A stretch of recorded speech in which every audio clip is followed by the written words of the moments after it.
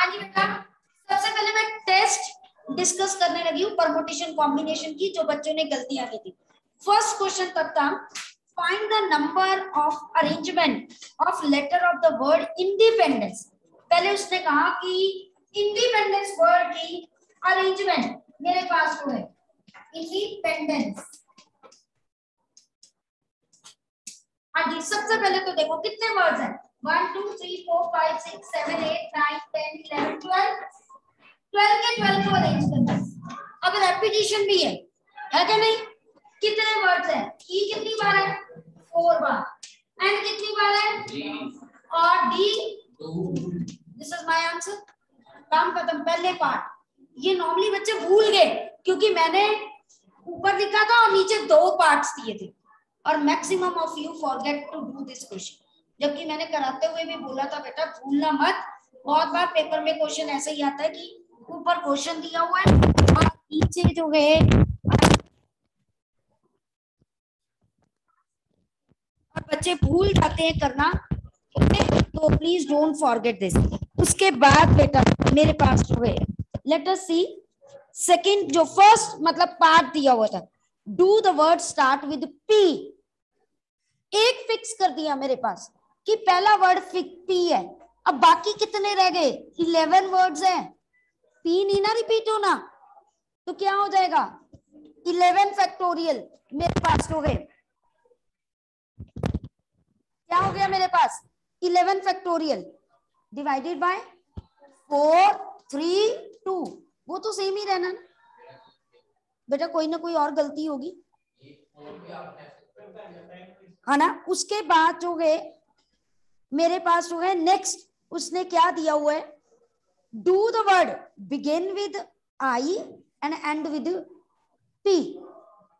Begin with I मतलब first word I से and and with P. Okay, अब 2 fix कर दिए ना, कोई ये तो नहीं कहा, उसने पर्टिकुलर बोल दिया मुझे पहले वर्ड आई से एंड वर्ड पी से। 12 में से 2 चले गए, कितने रह गए? 10। तो मेरे पास 10 फैक्टोरियल डिवाइडेड बाय जो गए 4 3 2। ओके बेटा, क्लियर? पहला क्वेश्चन सबको क्लियर हो गया। Now come to the next question बेटा, मेरे पास हो गए। देखिए नेक्स्ट क्वेश्चन जो था, इसको आप बहुत तरीके से कर सकते थे, पर इजीएस्ट मेथड पता क्या था? 2 को बच्चों ने किया hardly, NC0 plus NC1 plus NC1 plus NC2 ऐसे brackets so on up to NC6 plus NC7। हमने ये फॉर्मूला किया हुआ है, अगर आपको याद हो, NC7 था, मैं पहले N बोल रही थी, NCR प्लस NCR प्लस 1। ये फॉर्मूले का मेरे पास क्या होता है? N plus 1 CR plus 1। ऊपर वाले में एक प्लस कर देते हैं और नीचे में से बड़े वाला लेते हैं। This is the formula. तो अगर आप इन दोनों पे इंप्लीमेंट कीजिए, 8C1 प्लस यहां पर 8C2, ऐसे ही करते जाओगे है ना। अब अगली बार फिर इन दोनों को कंबाइन कर दो, 8C करते जाओ, आराम से क्वेश्चन निकल जाता है, आराम से निकल जाता है, कोई प्रॉब्लम नहीं आती। ओके, समझ आ गई? क्लियर हो जाएगा कैलकुलेशन इसकी। ऐसे फॉर्मूलेस याद रखो बेटा, और मैंने भेजे भी थे, एक पिक भी भेजी थी आपको ग्रुप में, तो हाँ जी श्योर।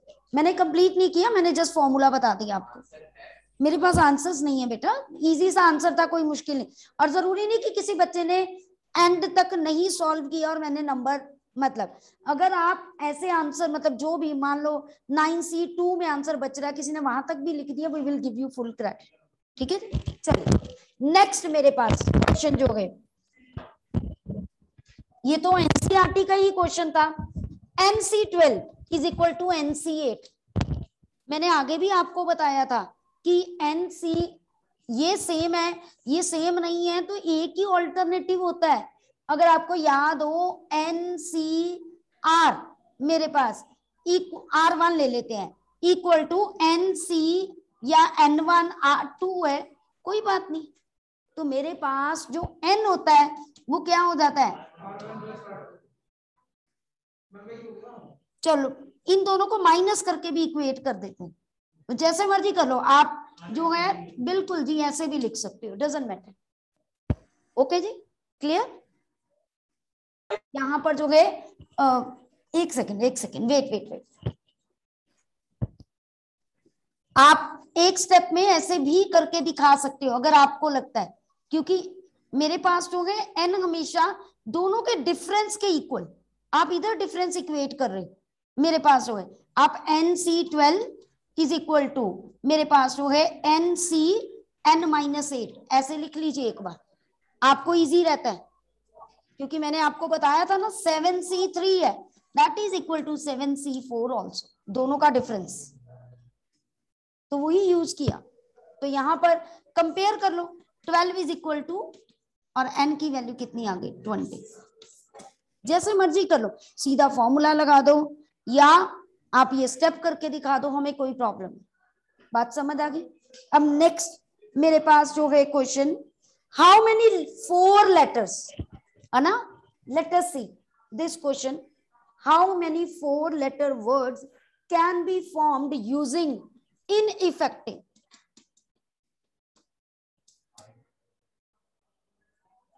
यही थे। ओके, अब देखो 4 लेटर यूज करने थे आपने, आपके दिमाग में यह आना चाहिए था, अगर मैं 4 लेटर वर्ड यूज कर रहा हूं या कर रही हूं तो उसमें 3E सेम भी तो आ सकते हैं, या 2F और 2E भी तो आ सकते हैं, ये चारों के चारों डिफरेंट भी तो आ सकते हैं। तो मेरे पास अपने आप, जब भी मैंने 4 चीजें उठानी है, मेरे पास चॉइसेस हैं, तो वो अलग अलग केस बना के ही करना था।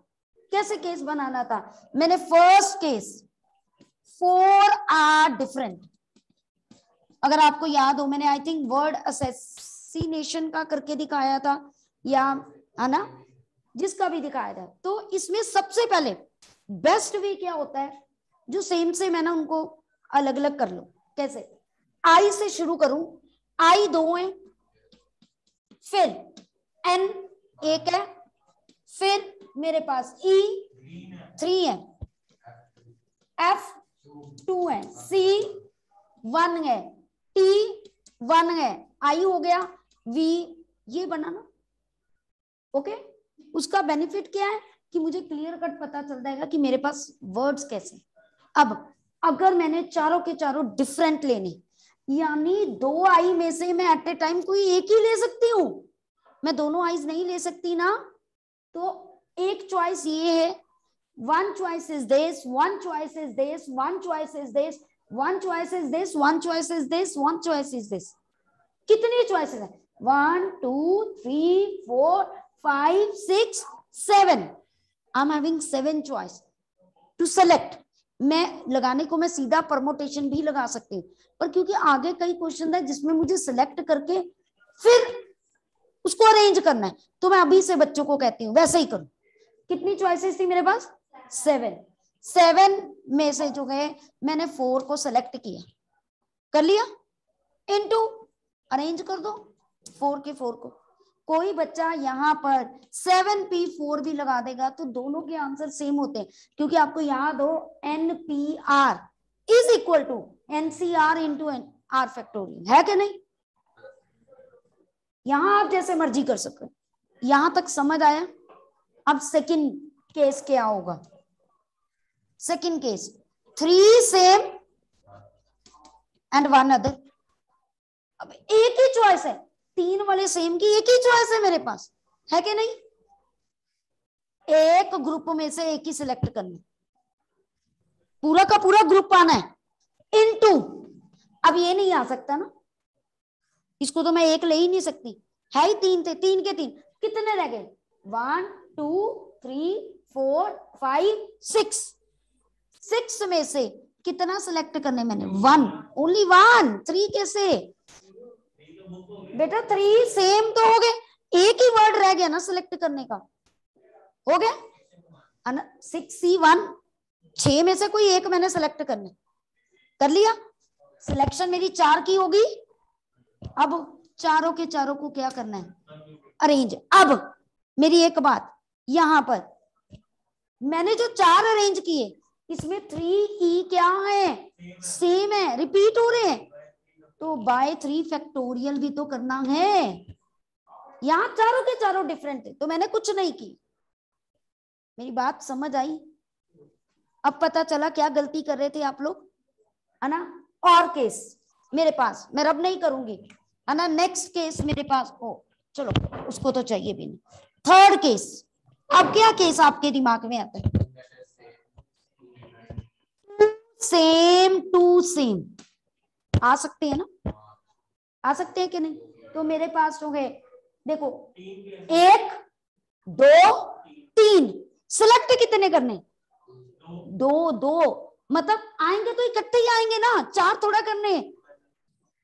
आपके पास 3 ग्रुप्स हैं, तीनों में से अगर आएंगे तो इकट्ठे ही आएंगे, मतलब 2 आई आएंगे, 2 ई आएंगे, 2 एफ आएंगे। 3 में से 2 ग्रुप सेलेक्ट करने, 3 groups are there, I have to select 2 groups, करना ही 2 है, तो 3C2 इनटू अरेंज तो बेटा चारों के चारों को करना है कि नहीं, डिवाइडेड बाय 2 2 सेम है। बात समझ आई कि डाउट है मन में कोई भी? बेटा लेने तो 2 ही है ना एट ए टाइम, ई को जो बचा मैं उसको ले नहीं ना सकती, क्योंकि अगर ले लूंगी, अगर मैं ले लेती हूं तो वो 3 हो जाएंगे। हाँ बिल्कुल, सेकंड वाला हो जाए, वो तो मैंने सेलेक्ट किया, बट लेने तो मैंने 2 ही है ना, वेज तो मेरे पास, मैं चाहे ये 2 ई लूं या ये 2 ली, लेने तो कोई 2 है, इसमें तो कोई टेंशन वाली बात नहीं है। बात समझ आई? अब एक और case, let us see next case, fourth case, 2 same 2 different. अब खुद सोचो, पहले अपना बनाओ, सब बनाओ, गलत होगा कोई बात नहीं, बनाओ तो सही, ट्राई इट। हाँ जी बनाइए, ट्राई इट, जब तक ये क्वेश्चन ट्राई नहीं ना करोगे नहीं समझ, अभी समझ आ जाएगा मैंने जो बोला। ट्राई कीजिए, मैक्सिमम क्वेश्चन अटेम्प्ट कीजिए इस चैप्टर के, तो देखना अपने आप ये समझ आना शुरू हो जाए। पहली बार बहुत गलतियां होती है, हमारे से भी होती थी, ऐसे नहीं बोलना प्लीज। सबसे पहले 2 सेम वाले सिलेक्ट करें, कितने हैं? 1 2 3, मैंने सिलेक्ट कर लिए, 3C बिल्कुल 1, आना तो एक ही ग्रुप है, ग्रुप की बात कर रही हूं, आएंगे तो इकट्ठे आएंगे, नहीं तो नहीं आएंगे। अब सबसे बड़ी बात, मान लीजिए ये ग्रुप चला गया, अब ई अकेला तो आ सकता है, एफ अकेला तो आ सकता है। अब मैंने कितने केसेस हो गए? 1 2 3 4 5 6, या अगर ई भी आ जाता, ये चले जाता तो ये रह जाता, ये चला जाता तो तब भी, मतलब जाना तो एक ही है ना। कितने केसेस रह गए थे? 6। सिलेक्ट किसने करने? अब 2 करने, अलग अलग करने हैं ना, तो यहां पर मल्टीप्लाई 6C2 इनटू चारों के चारों को अरेंज करना, डिवाइडेड बाय, एक ही सेम है ना, एक ही ग्रुप सेम है ना, डिवाइडेड बाय 2 फैक्टोरियल। अब सारे के आंसर को क्या कर देना है? प्लस कर देना। अब बात समझ आई? Any doubt in any part you can ask me. मैं बार बार मैं ये बनाने का मतलब ही है, अगर तुम इनको सेपरेट करके लिखोगे ना, ई यहाँ एफ वहां इकट्ठे, तो नहीं होगा क्वेश्चन, तब वो कंफ्यूजन क्रिएट होगी। फर्स्टली मेक देम, फिर देखो 3 सेम, एक ही ऑप्शन है, लेना तो इकट्ठे लेना है, बांध दिया ना, 3 सेम तो तभी आएंगे, लेना है तो इकट्ठे लेना, नहीं तो नहीं लेना। बात समझ आई? Clear to everyone? कोई डाउट तो नहीं? चले आगे बेटा। नेक्स्ट क्वेश्चन क्या था मेरे पास? Let us see the next question मेरे पास, how many 4 letter words can be formed using the letter of the word failure so that F is included in each word. अब उसने मुझे 4 लेटर वर्ड ही बनाना है. उसने कहा how many 4 letter words can be formed using the letter of the word failure so that F is included in each. जो भी word लेना है ना, F आना ही आना. मैंने पोजीशन नहीं फिक्स की F की, बट F आना चाहिए कहीं पे भी. मुझे नहीं पता कहां पर भी, यानी F तो कट ही गया ना, कहीं पे भी आए. अब सिलेक्शन कितने की करनी? 3 की. वर्ड्स कितने हैं? 1 2 3 4 5 6 है ना. 6 में से सिलेक्शन कितने की और अरेंज कितने करने? Into 4 factorial. कोई रेपिटेशन है ही नहीं. आंसर. बच्चे क्या कर रहे थे यहाँ? 6p3. अरे p कैसे लगा सकते? अगर तुमने 6p3 लगा दिया ना, इट मींस जो 3 सेलेक्ट किए उन्हीं को आपस में अरेंज कर रहे हो. f को तो लिया ही नहीं. प्रॉब्लम आ गई ना. ये गलती कर रहे थे आप. समझ आई मेरी बात? कोई डाउट तो नहीं यहाँ पर? चलूं आगे. और कोई था क्वेश्चन? अब तो नहीं. क्वेश्चन टेस्ट इजी था, तुम लोगों ने इसको पता नहीं क्या सोच लिया थोड़ा सा. चलो कोई बात नहीं, टाइम है, कल पढ़ो जाके. एनसीईआरटी पहले करो, then take any extra book and do it, अगर तुम चाहते हो कि ये चैप्टर अच्छी तरह प्रिपेयर हो जाए. ओके जी, क्लियर? चलो अब मैं नेक्स्ट चैप्टर पे जो हम कर रहे थे. अब तो नहीं कोई डाउट? रैंक आता है ना सबको निकालना, है ना? कल पक्का मैंने डालना, मैंने पहले ही बता दिया question. Be prepare with the rank, क्योंकि पिछली बार नहीं डाला. ठीक है जी? हाँ जी, चलिए. ओके. हाँ जी, हम गुरजोत के नाम को डालेंगे कल. Get ready. हाँ जी, ओके ओके, बस.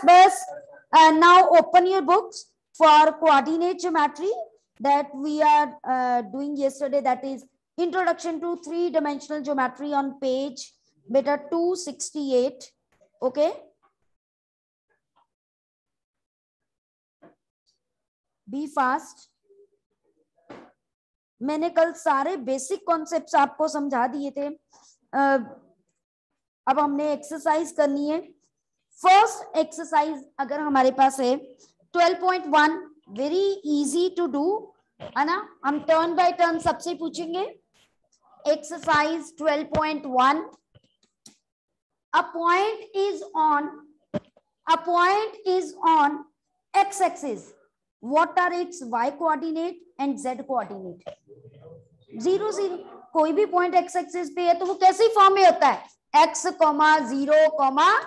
0 पे. कल हमने डिस्कस किया था. Okay. Second, a point is on xz plane. A point is on xz plane. What can you say about y coordinate? 0. जो मिसिंग होता है वो 0 हो जाता है. तो सेकेंड क्वेश्चन का आंसर है y equals to 0. Now name the octet in which the following points lie. ये तो आपको टेबल लर्न करके ही याद करना पड़ेगा कि कोई भी पॉइंट है जैसे 1, 2, 3 फर्स्ट ऑक्टेट में लाई करते हैं. क्वाड्रेंट नहीं बोलते, यहाँ क्या बोलते हैं? ऑक्टेट, क्योंकि 8 पार्ट्स में वो डिवाइड करते हैं. Okay. Second octet, third octet, fourth octet. Okay, समझ आ गई? You are able to do this question. ठीक है, very easy. Now the question number 4th. Fill in the blanks. The y-axis, the x-axis and y-axis taken together determines a plane known as xy plane. ऐसा plane जिसमें x-axis आ रही है, y-axis आ रही है. 2D plane पर उसने particular नाम पूछे ना. प्लेन तो सारे ही 2D अगर हम बात करें तो होते हैं. अगर z पे ऑब्वियसली 2D होता है, बेटर है हम एक स्पेसिफाइड आंसर देना बेटा. क्योंकि उसने अगर वो सिंपली पूछता ना any plane in which only 2 axis lies, तो मैं कहती 2D प्लेन. जब उसने x axis y axis particular नाम एक्सिस का बता दिया तो आपको पर्टिकुलर प्लेन ही बताना पड़ेगा, एक्स वाई प्लेन। ओके, चलिए नेक्स्ट बेटा, the coordinates of point in the X Y plane are of the form, very good, X comma Y comma 0। हाँ जी, coordinate planes divide the space into dash. Easy है ना chapter. Okay, next, come to next exercise. जल्दी जल्दी बेटा, सारा chapter हमने कल वैसे डिस्कस कर लिया था। चलिए फिर भी एक एक क्वेश्चन हम डिस्कस करते हैं ताकि आपको प्रॉब्लम ना आए कोई भी। Now exercise 12.2, first question, first part, जल्दी निकालिए। Distance between these two points, hurry up, distance between these two points. हाँ जी बेटा, बताओगे डिस्टेंस बिटवीन टू पॉइंट्स का फॉर्मूला क्या होता है? Please please.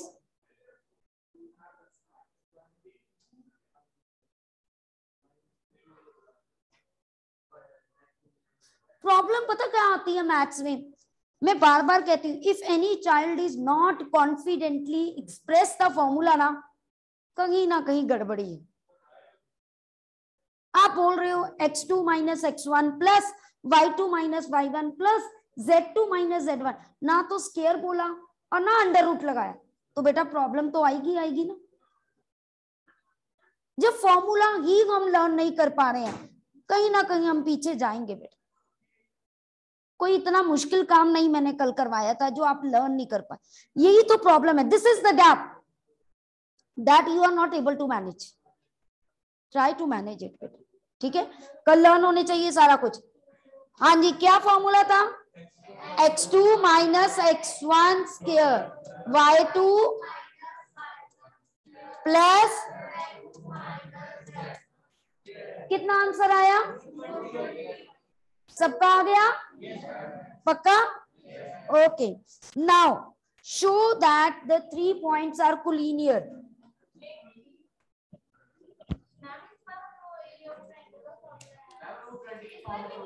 वो ट्रायंगल जो होती है ना, वो बिल्कुल 3 पॉइंट से उसका अगर वर्टेक्स ड्रॉ करे तो वो पिरामिड प्रिज्म में बन जाती है, चेंज हो जाती है। ट्रायंगल तो 2D में होती है तो उसका y कोऑर्डिनेट कभी नहीं होता, सो इसीलिए हम वो एरिया का फॉर्मूला नहीं कर सकते हैं। ओके, हाँ हाँ बिल्कुल करना ही कोलिनियर को डिस्टेंस फॉर्मूला। 3 पॉइंट सी है। हाँ जी बेटा, वैसे जितना रूट को सॉल्व कर सकते हो पेपर में किया करो। ओके, हाँ जी, 3 पॉइंट सी है, कोलिनियर पूछा है। ए बी सी, क्या करेंगे कोलिनियर में? A B plus B C should be equal to, distance A B निकाल सकते हो, बी सी निकाल सकते हो, ए सी निकाल सकते हो। If it is equal only then the 3 points are collinear, otherwise not. Section, जब ये पॉइंट्स कोलिनियर शो करने के लिए किया जाता है ना, तो हमेशा जो बीच वाला पॉइंट होता है ना वो बी ही होगा। इट्स अंडरस्टूड, ठीक है, क्लियर। चलूं आगे, चलिए बेटा नेक्स्ट मेरे पास verify types of triangle. I think you are able to do, कर लोगे ना। आइसोसेलेस ट्रायंगल के लिए क्या करेंगे? इक्विलेटर के लिए, वर्टिसेस ऑफ पैरेललोग्राम के लिए बस diagonals are, oh my god, diagonals are equal, equal जो सॉरी नॉट इक्वल। हाँ जी, एक सेकंड मैं बता रही हूं, मेरे दिमाग में वो रोम्बस चल गया था। जब ऑपोजिट साइड्स इक्वल होती हैं, या रेक्टेंगल होता है या पैरेललोग्राम होता है। रेक्टेंगल तब होता है जब डायगोनल्स क्या होते हैं? इक्वल होते हैं, और जब डायगोनल्स इक्वल नहीं होते तो क्या होता है? गलती से बोल दिया, मेरे से भी गलती हो सकती है, ठीक है जी। चलिए बस बस, क्या कहते हैं ये? अच्छा जी, ठीक है जी। अच्छा, पैर ले लेते हो आप, वेरी गुड, मुझे नहीं पता था।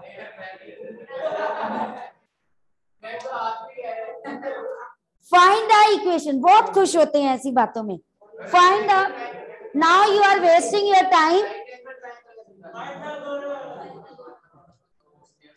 हाँ जी, the find the equation of the set of points which are equidistance, जो है फ्रॉम द पॉइंट्स मेरे पास 1 2 3 एंड 3 2 -1। अब उसने कहा इक्वेशन फाइंड आउट करनी है सेट ऑफ पॉइंट्स की that are equidistance from these 2 points. तो what you have to do, X Y Z लेना है। ओके, डिस्टेंस दोनों में सेम, इक्वेट करोगे स्केयर वाली टर्म सब कैंसिल हो जाएंगी, अपने आप जो आंसर बचेगा वो कैसी फॉर्म में, A X plus B Y plus C Z plus D is equal to G. Okay, that represent the set of equation. Okay, clear बेटा? चलू, हाँ जी, नेक्स्ट बेटा, find the equation of a set of point P, the sum of whose distance from A and B is equal to 10। अब बिल्कुल जी distance formula नू लगाएंगे हम। हाँ जी, यहां पर कैलकुलेशन ज्यादा है, मैं एक बात बता दूं, P पॉइंट, हाँ जी बिल्कुल जी थोड़ा लेंथी है।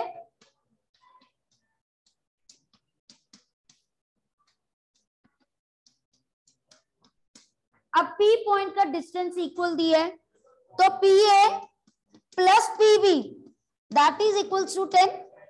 अब प्रॉब्लम पता क्या आती है, पहले हम डिस्टेंस लगाएं तो PA में, तो मेरे पास क्या लगाया, x माइनस 4 का square z x y square z square plus under root equal to 10। हाँ जी, x प्लस, प्लीज बेटा प्लीज। अब प्रॉब्लम ये आती है, कई बच्चे पता क्या करते हैं, कर दो स्केयरिंग यहीं पे, गलत हो जाएगा, मतलब कम से कम एक अंडर रूट वाली टर्म उधर ले जाओ। उसका बेनिफिट क्या होगा, जब आप स्केयरिंग करोगे ना, एक तरफ तो अंडर रूट खत्म हो जाएगा ना पूरा का पूरा। जब आप करोगे स्केयरिंग करने से पहले, अब देखो मैं x माइनस 4 का स्केयर, नमन प्लीज बेटा, आपकी आवाज आ रही है मुझे, स्केयरिंग करोगे, when you do the squaring, x minus 4 का whole square y square z square, इधर स्केयरिंग करेंगे a माइनस बी का होल स्केयर। जब आप करोगे a square plus b square किया, अब -2a और ये अंडर रूट फिर आ गए, डोंट डू टिक टिक। हाँ जी, अब आपके पास y square z square y square z square cancel, बाकी सारी टर्म्स को इधर ले आओ, सिर्फ अंडर रूट वाली टर्म को इधर छोड़ दो, उसका फिर स्केयरिंग, उसका बेनिफिट क्या होगा, अंडर रूट वाला खत्म हो जाएगा, फिर हमारी कैलकुलेशन सिर्फ रह जाए। ओके, समझ आ गई? क्लियर? कोई डाउट तो नहीं? यहाँ पर 2 बार स्केयरिंग करनी पड़ती है। यशिका क्लियर पुत्र? चलो बेटा, द पॉइंट P, उसने कहा है कि find the equation of the point P, the sum of whose distance from P and A is equal to 10। Point P का मैंने डिस्टेंस लेना है किससे, A और B से, और उनका सम किया, वो किसके इक्वल है, 10 के इक्वल। ओके जी, क्लियर? सबको बात समझ आ गई? ऐसे ही मेरे पास नेक्स्ट एक्सरसाइज है, ओके, सेक्शन फॉर्मूले की। आई थिंक सबको याद होगा, मैं एक बार रिकॉल, सेक्शन फॉर्मूला तो मैंने कल बता दिया था,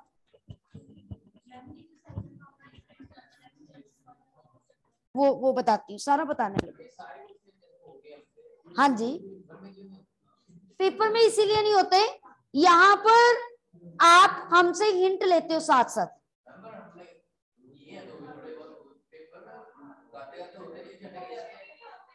पेपर में बेटा ऐसी बात नहीं,